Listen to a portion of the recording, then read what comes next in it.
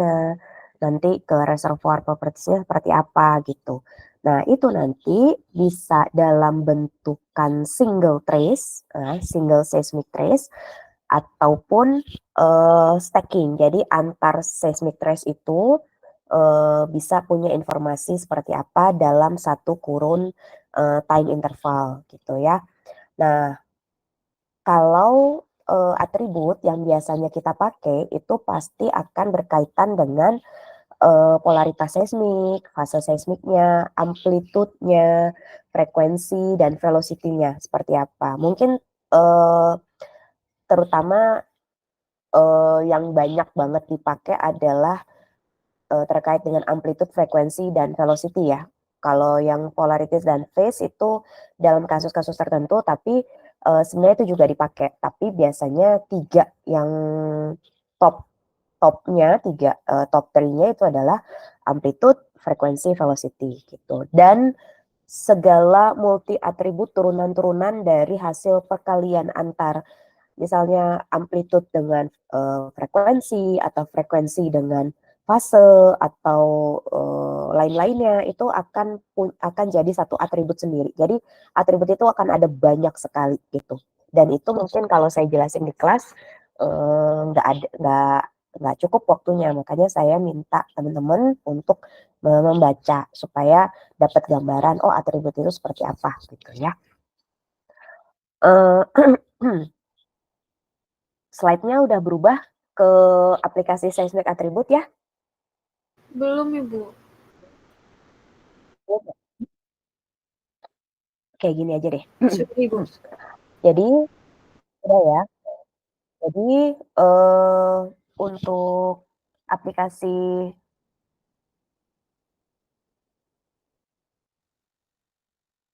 Nah, jadi untuk aplikasi dari seismic atribut sendiri itu dia akan memberikan dua penjelasan. Jadi penjelasan secara kualitatif bisa kita terapkan untuk bisa mendapatkan hasil kualitatif dan kuantitatif. Kalau kualitatif itu berkaitan dengan bagaimana kualitas data seismik kita, seismik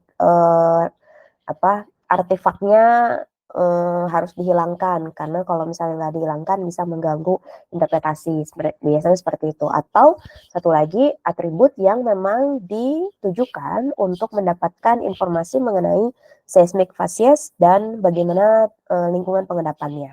Nah, yang teman-teman mungkin baca di jurnal yang saya kasih ya, kalau yang saya kasih itu lebih banyak diterapkan ke kuantitatif karena membahas tentang kondisi reservoir ya. Jadi sudah terkait dengan reservoir, litologi, thickness, kemudian yang paling banyak itu prediksi porositas ya. Jadi distribusi porositas secara lateral, kemudian sebaran fluid content yang mungkin di mana sebaran minyak, di mana sebaran gas gitu ya, atau sebaran airnya ada di area mana, ada di kedalaman berapa gitu, itu kita bisa gunakan melalui seismic atribut juga. Nah, kalau yang untuk stratigrafi, ini contohnya adalah kita penggunaan horizon ya. Jadi kita pakai horizon. Jadi kan kalau di seismik itu kan kita awalnya kan teman-teman akan setting horizon ya berdasarkan perlapisan yang teman-teman dapat dari stratigraphic chart gitu. Nah, itu nanti masing-masing horizon itu akan memberikan informasi mengenai bagaimana lingkungan pengendapan di satu horizon itu. Lalu apakah mungkin ada stratigraphic hydrocarbon trap-nya di situ. Atribut yang biasa dipakai yang pertama adalah horizon local attribute ya. Atau yang kedua adalah interval atribut dan surface atribut. Jadi contoh yang sebelah sini nih, sebelah kiri, saya ambil dari Nascimento tahun 2014, dia mencoba untuk bisa melihat sebaran porositas dari dari channel yang ada di satu area tersebut. Nah, artinya teman-teman harus bisa tahu distribusi channelnya seperti apa. Klosurnya itu adanya di sebelah mana. Kemudian poin bar yang mungkin terbentuk di situ tuh adanya di bagian mana aja. Nah, nanti dari situ baru kita kombinasikan dengan predicted porosity atribut ya, atribut untuk bisa mengkuantifikasikan sebaran porositas sehingga nanti antara lokasi dari point bar dan channel tadi itu bisa kita korelasikan dengan predicted porosity. Kalau dia posisinya ada di channel, kemudian porositasnya bagus, ya, misalnya areanya merah nih ya dengan nilai porositas yang bagus, itu bisa jadi satu potensial well gitu ya, salah satu spot yang mungkin kita bisa kembangkan ke arah situ sumurnya. Tapi kalau misalnya dari area, misalnya dia area channel, tapi ternyata porositasnya rendah, mungkin itu jadi opsi terakhir gitu ya. Kita ambil dulu yang optimisnya dulu. Jadi yang lainnya mungkin nanti dulu gitu. Nah, atau saya ambil dari Hossein tahun 2020, dia menggunakan semblance atribut mencoba untuk melihat atau mengidentifikasi Mandelbrot. Kalau Mandelbrot ini kan dia menerus ya, dari seismik itu kalau seismik yang luas banget gitu, kita akan kesulitan untuk bisa mapping si Mandelbrot itu. Nah, jadi Hossein dan kawan-kawan itu mencoba untuk memastikan bahwa area itu adalah area Mander dengan menggunakan semblance. Nah, hasilnya bagian-bagian yang uh, dia punya low semblance ya, punya low semblance itu relatif disebut sebagai Mandelbrot-nya gitu. Nah, jadi ada stratigraphic boundary-nya dan ada abandoned channel-nya di situ dan yang bagian biru ini itu adalah sorry, yang high ya, biru itu yang bagian biru adalah yang high, yang hitam itu adalah yang low.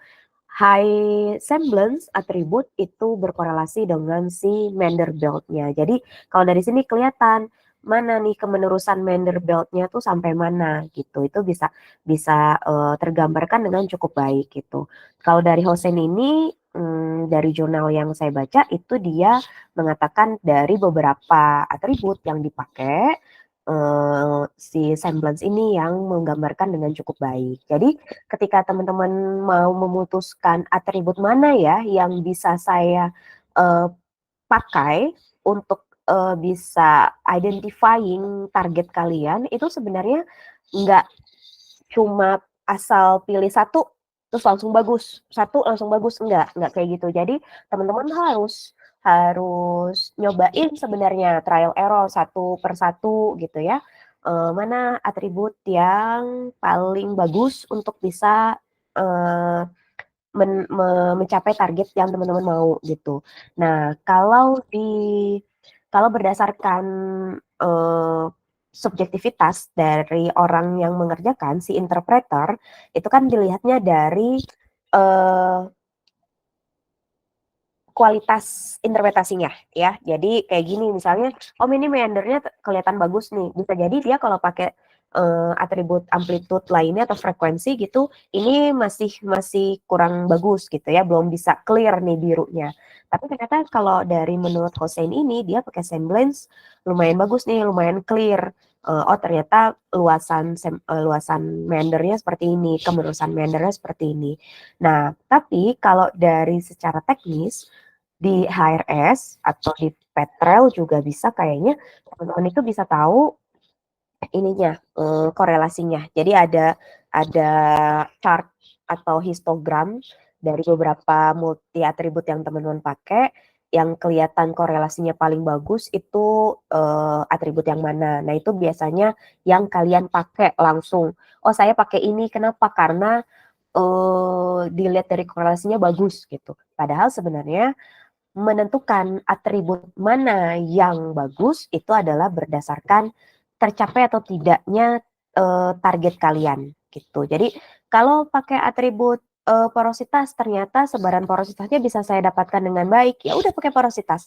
Tapi ternyata kalau misalnya pakai porositas nggak bisa cukup bagus nih untuk bisa melihat distribusi pore space-nya, mungkin kalian harus pakai atribut lain, misalnya pakai velocity kah, atau pakai sebaran fluid content gitu ya. Itu apa ya, harus ada landasan teorinya. Ya bukan cuma secara teknis ya. Saya udah coba untuk menekankan itu beberapa kali. Jadi supaya kalian tuh nggak clicker aja gitu, tapi kalian tahu basic teorinya kenapa kalian memutuskan untuk pakai satu atribut atau beberapa atribut gitu. Ini adalah horizon atribut tadi. Jadi kalau untuk horizon atribut itu ada beberapa yang bisa kalian pakai. Time depth slice ya, itu common atribut yang bisa kalian pakai, atau maximum depth, atau deep azimuth, atau pakai reflection amplitude. Kalau dia ada fracture, ada faultnya, mungkin kalian bisa pakai kurvatur ya. Itu juga lumayan bagus untuk bisa melihat ada patahan dia di situ. Nah, ini adalah contoh penggunaan pakai horizon dip sama azimuth map. Nah, kalau dari keduanya, konteksnya adalah ini mau melihat fluid flow yang ada di Northern Gulf Mexico, tapi dia yang dikontrol oleh struktur. Strukturnya berupa salt diapir. Jadi berupa salt diapir, ada faultnya, dan ada kayak jerawat-jerawat vulkanik. Nah, jerawat-jerawat vulkanik itu pasti dia akan memberikan dampak velocity yang anomali ya, anomali tinggi gitu. Tapi salt body itu juga kan akan memberikan pull up ya, akan memberikan dampak pull up dia di sana. Makanya coba untuk pakai atribut supaya bisa enhancing geometrinya dan benar-benar bisa memisahkan mana yang berkaitan dengan fluid flow, mana yang berkaitan dengan posisi strukturnya gitu. Nah, di sini si Roelofs tahun 2019 menggunakan dua atribut, pakai dip sama azimuth ya, dip dan dip azimuth. Hasilnya ternyata jadi dia pakai pakai satu horizon gitu, dan hasilnya menunjukkan kedua kedua atribut ini bisa saling melengkapi dalam melihat arah aliran fluidanya. Jadi si deep map itu bisa melihat bahwa adanya perubahan gradien yang cukup terjal dari permukaan sampai ke area yang memang mendekati si strukturnya. Jadi memang ada steeper zone dia di situ, sehingga diperkirakan posisi fluida akan melewati area itu. Nah, itu digambarkan dari tanda panah ya, digambarkan ya tanda panah yang ada di gambar gitu. Jadi kurang lebih gambarannya adalah seperti itu. Nah, ini kalau yang terkait dengan seismic facies ya, atau depositional environment. Ini mau membahas yang tadi ya, channel sama point bar. Kalau dari seismik aja, nih ini adalah sebelah kiri, ini adalah seismiknya aja. Seismik aja chaos banget, nggak bisa kita, mungkin kalian mau picking aja ini sulit gitu ya. Karena mau melihat hidden feature-nya itu apa? Si channel dan point bar yang dia tuh modelnya titik-titik-titik gitu ya. Nah, sedangkan mau melihat kemenerusannya, itu kan berarti kita harus punya beberapa horizon yang saling menerus. Iya, kalau ada sumurnya mungkin ya untuk bisa bantu mengkorelasi antar satu daerah. Tapi kalau sumurnya aja terbatas, berarti kita mungkin harus pakai bantuan beberapa atribut ya di sini. Dan dari sini apa namanya, di teman-teman di jurnal ini ya, si Almas Gary dan kawan-kawan tahun 2020 dia menggunakan apa nih? spectral decomposition. Jadi pakai atribut, pakai proses spectral decomposition, atributnya adalah frekuensi untuk bisa memisahkan di mana posisi channelnya, di mana posisi kemenerusan meandernya, point barnya di mana gitu. Jadi kalau yang ada channelnya, ada point barnya itu dia punya nilai frekuensi yang lebih tinggi dibandingkan dengan daerah sekitarnya dan ternyata cukup tergambarkan dengan baik di situ. Gitu. Nah, itu tadi kalau yang kualitatif. Nah, kalau yang kuantitatif ini butuh beberapa kualitas, butuh ini ya persiapan datanya dulu terutama ya. Kayak preserve amplitude, preserve phase, kalau perlu ada preserve ininya dulu frekuensi supaya kita bisa mendapatkan data kualitas yang paling baik gitu. Kenapa bisa data kualitas yang harus bagus?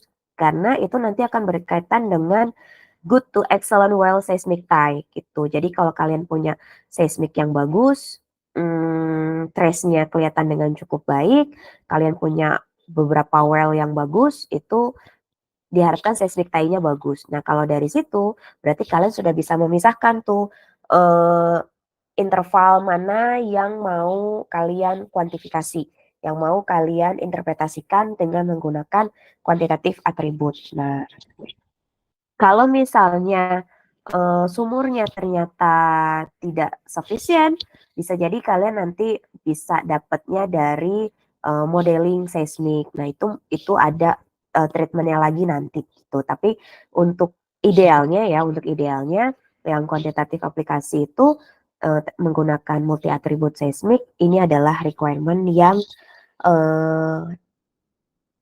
pengennya sih didapat dulu sebelum melakukan atribut gitu. Nah, atribut itu paling umum ya, biasanya dipakai pertama itu untuk predicting porosity. Nah, ini ada salah satu kasus oil field di onshore Alabama, dia punya porositas di upper smackover yang dia termasuk porous ya, porous zone, artinya porositasnya bagus. Tapi ada juga yang dia nggak punya porositas bagus, dia tight ya di situ, di upper smackover juga gitu. Nah, gimana nih kita cara membedakan antara area yang porous dengan dia tight ya, antara yang porous dengan yang tight itu caranya seperti apa? Nah, kalau dilihat dari atribut ya berarti kan kita harus melihat seismik dan well-nya ya. Kita harus tahu, kita harus bisa memisahkan dulu dari well-nya itu responnya seperti apa. Kemudian seismiknya di trace itu kelihatan atau tidak gitu. Nah, adanya perubahan nilai porositas di upper smackover di nilai satu dimensi ya model itu sebenarnya bisa mengkonfirmasi adanya seismic feature atau seismic signature yang berkaitan dengan porositas. Nah, caranya dari mana? Dari adanya perubahan amplitude di trough dan peak ya. Itu trough dan peak kan nanti terkait dengan polaritas yang kalian pilih ya. Kalau misalnya di polaritas yang biasanya dipakai polaritas normal ya, kemudian zero offset itu kan peak as lower amplitude ya, peak as lower amplitude. Jadi ada penurunan amplitude ditandai dengan nilai peak gitu. Nah, penurunan amplitude itu berkaitan dengan apa? Bisa jadi kan area yang porous gitu. Nah, tapi kalau kalian pakai porositasnya yang berbeda gitu ya, bisa jadi trough-nya yang akan menjadi trough-nya yang akan menjadi si lower amplitude. Nah, kalau di sini perubahan porositas yang berkorelasi dengan perubahan seismic response itu trough-nya dikorelasikan dengan si penurunan amplitude gitu. Nah, jadi adanya area yang porous itu ditandai dengan penurunan amplitude dan digambarkan dengan trough di sini. Area yang lebih porous trough-nya lebih lebih tebal. Gambar si trough ininya lebih tebal, sorry, lebih tebal gitu ya, dengan gambaran yang seperti ini gitu. Nah, kalau yang si tight itu relatif lebih lebih lebih hitam gitu ya, lebih hitam dibandingkan dengan yang tadi porusnya gitu. Nah, itu juga kalian mungkin harus belajar juga melihat itu di data seismiknya seperti apa. Jangan khawatir itu akan terasa sulit karena sebenarnya itu tergantung dari pengalaman aja sih. Kalian nanti bisa, karena yang penting basic teorinya udah tahu, melihatnya seperti apa nanti kalian lama-lama juga akan pandai gitu ya melihatnya. Nah, nanti dari sudah kita bisa melihat gambarannya seperti ini, lalu nanti akan dapat bagaimana eh, apa gambaran atau predicted porositasnya ya dari yang didapat dari atribut dengan yang memang didapatkan dari data sumur atau dari seismik itu kita plot. Nah, dari plot ini kalau yang idealnya itu kan yang garis hitamnya ya, yang salah satu-satunya adalah garis hitamnya. Nah, yang didapatkan di sumur itu adalah ada 4 persamaan lainnya. Nah, dari 4 persamaan ini kita harus tarik nih, persamaan empirisnya seperti apa. Tujuannya untuk apa? Untuk bisa kita dapatkan nilai porositas-porositas yang ada di sekitar sumur yang ada, sumur yang ada gitu, untuk bisa tahu, mapping atau distribusi lateral dari porositasnya seperti apa. Nah, kita tahu nih sumurnya nih ada berapa nih, ada banyak sumurnya daerah sini. Nah, tapi, korelasinya seperti apa? Ternyata sumur-sumur ini punya nilai porositas yang mendekati, angka 18% nih, berarti ada di daerah yang kuning sampai ke merah.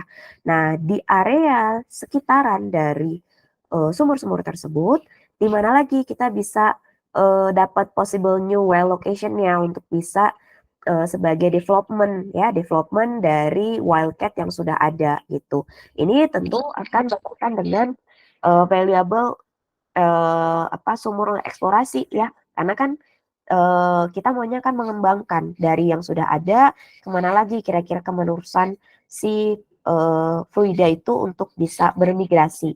Tentunya butuh area dengan porositas yang cukup bagus. Nah, kalau dari sini ada beberapa sebaran, salah satunya adalah ini yang ditandai itu punya nilai porositas yang cukup tinggi, ditandai dengan warna yang kuning sampai ke merah ini gitu. Nah, jadi daerah itulah yang mungkin menjadi target sumur berikutnya yang mau dibor. Tapi harus hati-hati untuk area sebesar ini, ya untuk area sebesar ini kita harus perhitungkan adanya uncertainty gitu ya, atau kita sebutnya sebagai edge effect. Nah, edge effect itu artinya bagian dari pinggir-pinggir peta ya, itu mungkin kita abaikan dulu, karena dikhawatirkan tidak sesuai dengan artinya unreliable lah ya, hasilnya unreliable karena ada efek dari pinggir-pinggiran yang mungkin berkorelasi dengan daerah yang tidak masuk di atributkan. Makanya ketika mau mengambil possible new well location itu sebaiknya yang paling dekat dengan near field wildcats-nya dulu, terdekat dari yang sini gitu ya. Seperti yang ditandai di kuning ini, ditandai di warna ungu ini mungkin selain yang ini tadi dia ngambilnya yang paling dekat itu adalah yang ini, yang warnanya lebih merah ya. Selain dari sumur yang 24.200 ini, ada sumur lain yang bisa dijadikan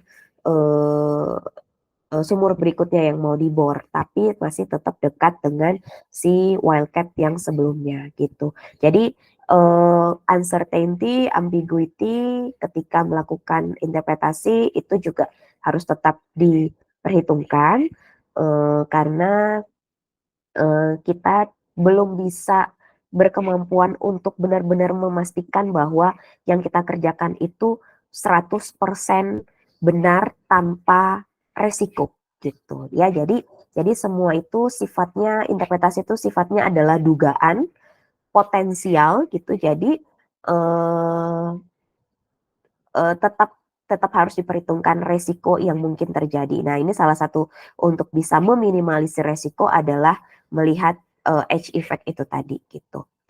Nah, ini mungkin 3 slide terakhir lah ya dengan summary. Ini ada beberapa kategori atribut yang mungkin teman-teman sudah sambil baca di jurnal kemarin sudah bisa tahu ini apa tipe-tipe dan peruntukannya untuk apa. Jadi ada instantaneous attribute, ada geometric attribute, amplitude, AVO, seismic inversion, ada spectral decomposition. Masing-masing dia ada type-nya, ada reflection strength, ada instantaneous phase, instantaneous frequency, ada quadrature, semblance, eigenbase, curvature, dan lainnya. Ini masing-masing dipakai untuk kekhususan mereka untuk apa gitu ya. Ini dibuat tabel seperti ini berdasarkan dari beberapa penggunaan yang memang sudah diterapkan di beberapa jurnal gitu ya. Jadi ini coba untuk dirangkumkan untuk membantu teman-teman dalam kira-kira nanti misalnya TA gitu ya. Saya mau cari fault nih. Oh, kira-kira saya butuh atribut mana ya gitu. Jadi lebih lebih less time consuming gitu ya. Tapi sebenarnya kalau teman-teman punya waktu misalnya mau ngerjain TA dari sekarang nih gitu misalnya teman-teman mau coba untuk nyobain semua atribut ini gitu ya, bisa nggak sih atribut fault ini dipakai untuk mencari litologi atau bisa nggak sih atribut thickness ini dipakai untuk stratigrafi gitu, itu mungkin teman-teman bisa buktikan sendiri gitu ya. Nah, ini juga sebenarnya ini saya ambil dari Sayago tahun 2012.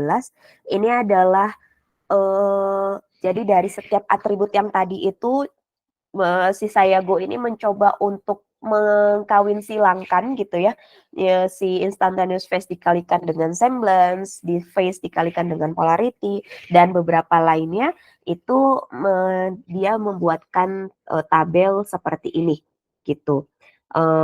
Ini bisa teman-teman pakai juga untuk tahu kira-kira atribut mana yang bisa teman-teman pakai untuk melihat indikator-indikator target yang kalian targetkan gitu ya. Misalnya mau lihat litologi, oh bagusnya nih pakai reflection intensity gitu ya. Oh bagusnya pakai instantaneous frequency gitu. Atau kalau teman-teman mau cari struktur, struktur itu sejauh ini saya paling banyak memang pakai kurvatur dan variance. Memang itu gitu. Tapi ternyata ketika kalau dia bentukannya fold, sistem foldnya lumayan bagus gitu, itu memang kelihatan bagus. Tapi kalau dia bentukannya fracture yang halus-halus, yang kecil-kecil gitu, ternyata variance belum bisa terlalu bagus menginikan. Jadi harus coba dikorelasikan dengan end tracking ternyata gitu. Nah itu juga kan learning by doing. Kalau nggak tahu basic teorinya, mungkin kalian akan kesulitan. Tapi setelah tahu basic teorinya, kalau nggak diaplikasikan juga kalian tidak akan tahu real data itu punya karakteristik yang berbeda-beda gitu. Nah, oke, itu aja summary terkait dengan atribut. Lalu ini summary dari saya bahwa seismic atribut itu mendeskripsikan bagaimana bentuk dari seismic trace dan special feature yang bisa kalian peroleh di masing-masing interval ataupun dalam satu interval atau antar interval. Kemudian kenapa seismic atribut itu menjadi sangat penting? Karena dia bisa membantu kita. Itu kan tadi dia tools ya. Tools matematika yang membantu kita untuk sebagai seorang interpreter ya, mendapatkan informasi dari seismic data. Karena seismic data kan bentukannya trace gitu ya. Apa yang bisa dibaca dari trace? Nah, jadi atribut, seismic inversi itu adalah tools kita untuk bisa mengekstrak informasi semaksimal mungkin, seoptimal mungkin terkait dengan seismic data kita gitu. Nah, si atribut bisa didapat dari satu single trace, bisa didapat dari multiple trace, bisa didapat dari satu horizon, bisa didapat dari cake layer gitu. Horizon kalian banyak itu lebih bagus lagi gitu. Tapi itu juga lebih banyak lagi atributnya yang harus kalian kerjakan. Jadi ya harus banyak sabar dan harus teliti gitu ya. Kemudian three common types dari single trace attribute yang mungkin kalau kalian punya simple geologi, kalian memutuskan untuk pakai single trace attribute itu sifatnya adalah yang perlu dilihat adalah bagaimana loopnya gitu. Loopnya kayak tadi ya yang terkait dengan type porosity dengan porous itu porous dia akan lebih punya loop yang lebih tebal dibandingkan dengan yang tight gitu. Intervalnya seperti apa gitu, kemudian sample base. Nah, kemudian terakhir atribut bisa dipakai untuk kualitatif dan kuantitatif analisis dengan masing-masing karakteristiknya itu tadi. Oke, that's all. Itu seismic attribute. Sekedar introduction aja mungkin dari saya karena teman-teman pasti sudah banyak membaca dari jurnalnya. Kira-kira ada yang mau ditanyakan dulu? 2 pertanyaan mungkin? 1-2 pertanyaan sebelum kita mulai ke ini paparan dari teman-teman. Silahkan.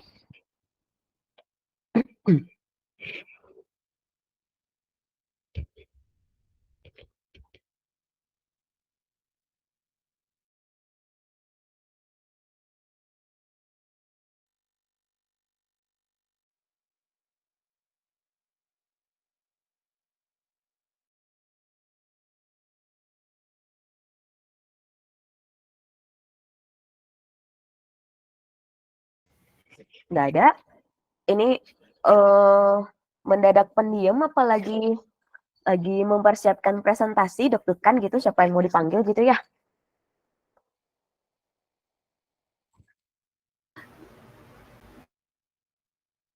Oke, yuk. Jadi tugas yang sudah masuk saya catatan.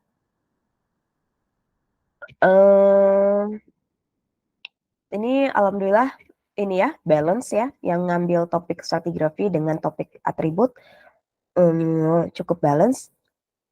Jadi saya mau coba yang dari stratigrafi dulu.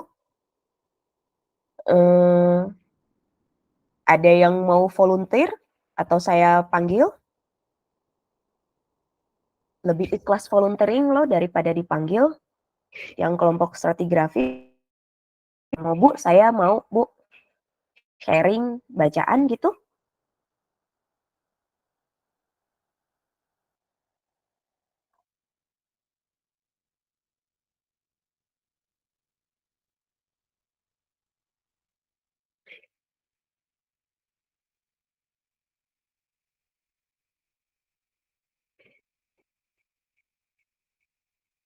Oke, kayaknya kalian tipe-tipe yang harus disebut namanya ya. Oke.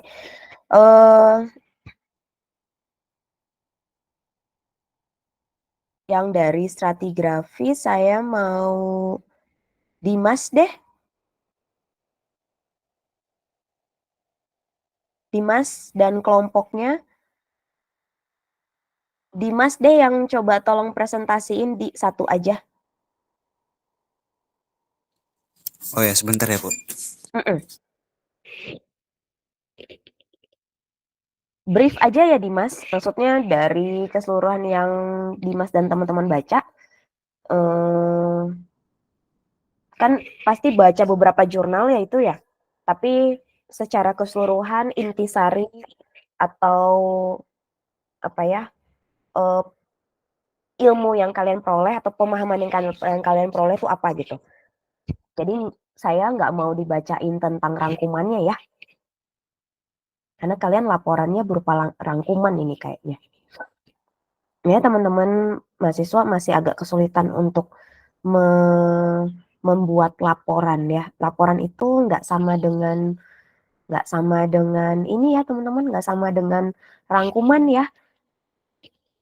Memang dia nggak ada template-nya, tapi laporan itu lebih kepada kombinasi antara teori yang sudah kalian pelajari dari jurnal maupun dari perkuliahan dengan pemahaman kalian sebenarnya gitu. Jadi bukan mengambil intisari dari jurnalnya sebenarnya gitu.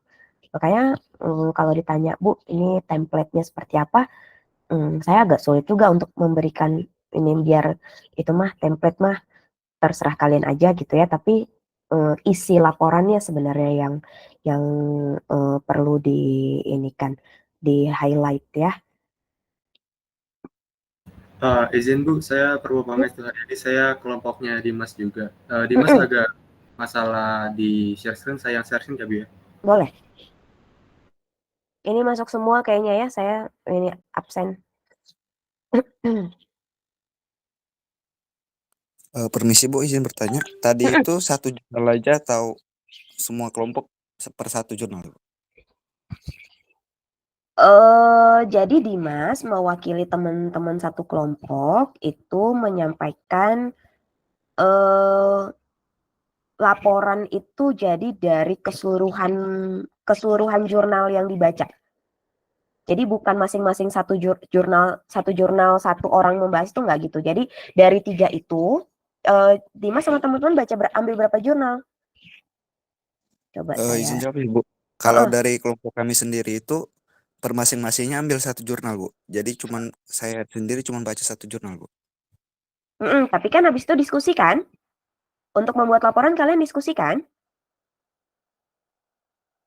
Nah, hasil diskusi itu dilaporkan ke saya. Jadi diskusi itu sudah mencakup hasil pemikiran teman-teman dalam satu laporan dan hasil bacaan beberapa jurnal itu yang tolong Dimas sekarang sampaikan ke saya. Gitu. Yuk Dimas, jangan lama-lama, 10 menit saja. Mohon maaf Bu, kami kemarin itu dari segi itu cuman kayak bagi tugas Bu, nggak diskusi. Jadi per masing-masing itu mahamin per satu jurnal Bu. Loh, kalian nggak diskusi? Iya Bu, cuman Loh, buat kenapa laporan nggak kayak gitu. diskusi? Kan kelompok itu kan di ini buat diskusi. Jangan-jangan semua kelompok kayak gitu ya? Nggak ada yang diskusi. Kalian cuma bagi tugas aja kemudian bikin laporan gitu ya? Tidak, Ibu. Zilan kelompok apa Zilan? Oh, Zilan atribut ya? Iya, Ibu. Terus tapi Zilan nggak diskusi juga sama teman kelompoknya? Diskusi, Bu. Kalau kelompok kita diskusi. Diskusi? Ya udah nanti Zilan nanti dulu deh. Ya udah Dimas apa deh yang mau Dimas laporin ke saya deh?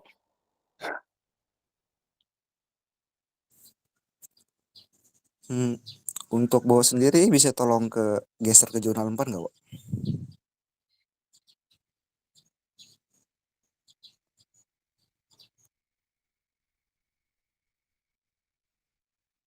Kan kalau yang namanya nilai kelompok kan sama ya, berarti kan itu kan kalian menginikan ya gitulah, next time ya kalau misalnya ini, berarti kalau kayak gini saya menilainya tetap kelompok aja deh walaupun kalian ternyata nggak diskusi. Oke, silakan Dimas.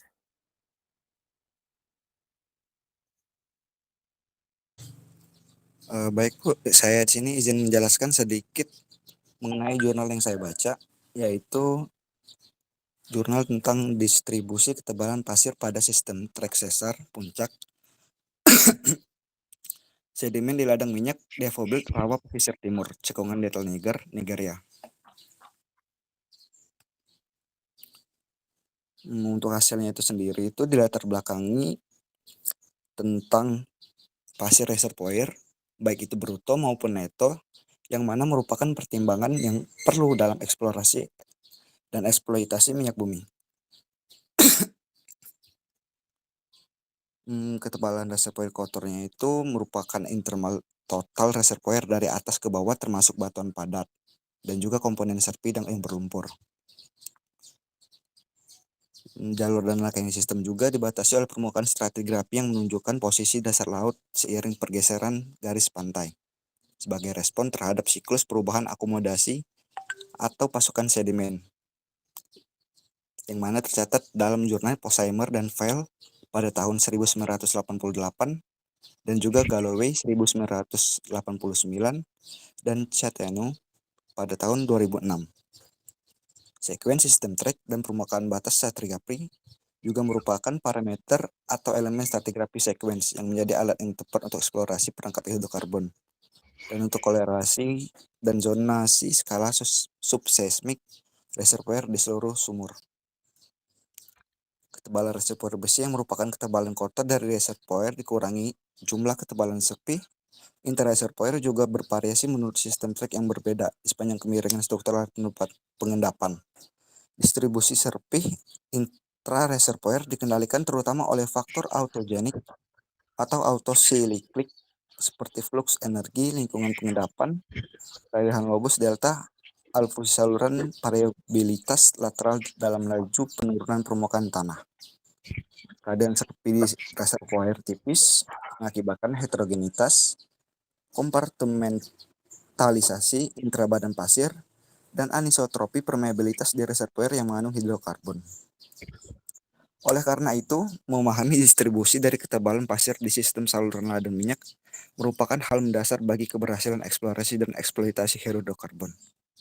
Dari latar belakangnya ini sendiri dapat kita ambil kesimpulan ya Bu, dalam eksploitasi dan eksplorasi dari hidrokarbon ini sendiri, ketebalan pasir di sistem saluran lada, ketebalan pasir di reservoir itu sangat mempengaruhi hasilnya Bu. Kita harus memperkirakan itu semua agar mendapatkan sebuah kesimpulan apakah dari reservoir ini sendiri cocok untuk dilakukan pertambangan dari segi ekonomisnya sendiri itu Bu. Apakah memperoleh keuntungan atau tidak. Hasil dan diskusi yang didapatkan dari jurnal ini sendiri itu ada beberapa. Satu, yang pertama itu struktur dan karakteristik data seismik. Data seismik dan peta kontur menunjukkan bahwa ladang minyak yang diteliti merupakan anticline rollover puncak yang runtuh, berarah ke timur sampai barat. 5 sumur yang dibor sejauh ini di lapangan semuanya terletak di zona engsel anticline rollover yang berarah timur ke barat. Lapangan tersebut di utara dibatasi oleh sesar pertumbuhan batas utama, di sebelah timur oleh sesar antitesis, dan di selatan oleh sesar pertumbuhan sintetik. Untuk yang selanjutnya itu ada parameter stratigrafi sequence ya, yaitu depositional sequence, system track, dan stratigrafi permukaannya. Di dalam pengendapan sequence terdapat permukaan stratigrafi yang menandai perubahan pola penumpukan stratal, yang mana permukaan yang mewakili dasar laut paleo pada awal regresi atau dari sistem track dataran tinggi. Pada awal pelanggaran